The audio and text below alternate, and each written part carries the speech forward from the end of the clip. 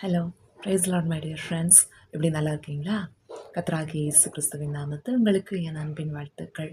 இன்றைக்கும் கர்த்தர் நம்மோடு சொல்லுகிற வேதவசனம் 1 தெசலோனிக்கேயர் 3 நம்முடைய கர்த்தராகிய இயேசு கிறிஸ்து தமது பரிசுத்தவான்கள் அனைவரோடும் கூட வரும்போது, நீங்கள் நம்முடைய பிதாவாகிய தேவனுக்கு முன்பாக பிழையற்ற பரிசுத்தவான்களாய் இருக்கும்படி உங்கள் இருதயங்களை ஸ்திரப்படுத்துவாராக. Maybe he strengthen your hearts so that you will be blameless and holy in the presence of our God and Father when our Lord Jesus comes with all his holy ones.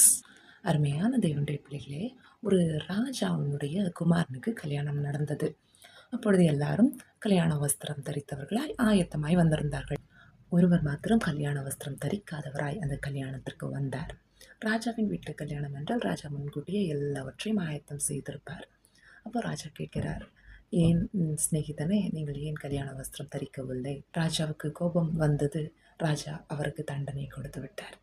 ஆம், அருமையான தேவ பிள்ளையே, நம்முடைய கர்த்தராகிய இயேசு கிறிஸ்து மீண்டும் வருவார். இனி வருகிறது அவர் ராஜாதி ராஜாவாய் அதிகாரத்தோடே வருவார். நமக்காக இயேசப்பா கல்வாரி சிலுவையிலே சிந்தின அந்த இரத்தத்தின் வெளியேறப்பெற்ற மீட்பை, அவர் நமக்கு கொடுத்திருக்கிற மீட்பை, ரட்சிப்பை நாம் பெற்று ஆயத்தமாக இருக்க வேண்டும்.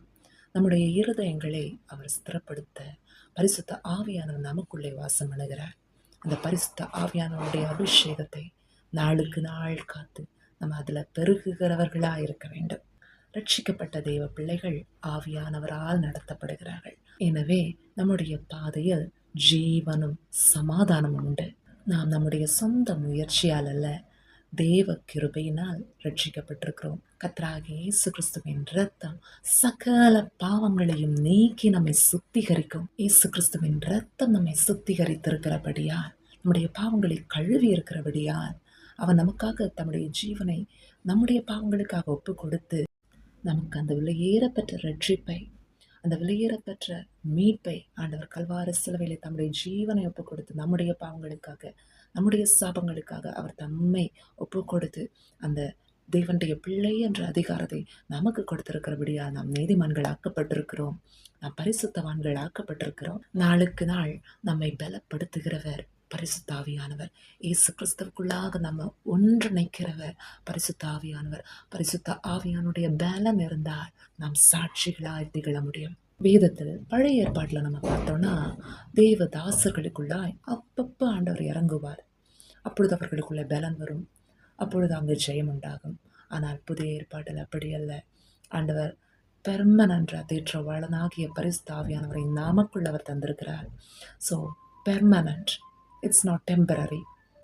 பெர்மனண்டா பரிசுத்த ஆவியானவர் நமக்குள்ளே வாசம் பண்ணுகிறார். நாம் தான் அவருடைய ஆலயம்.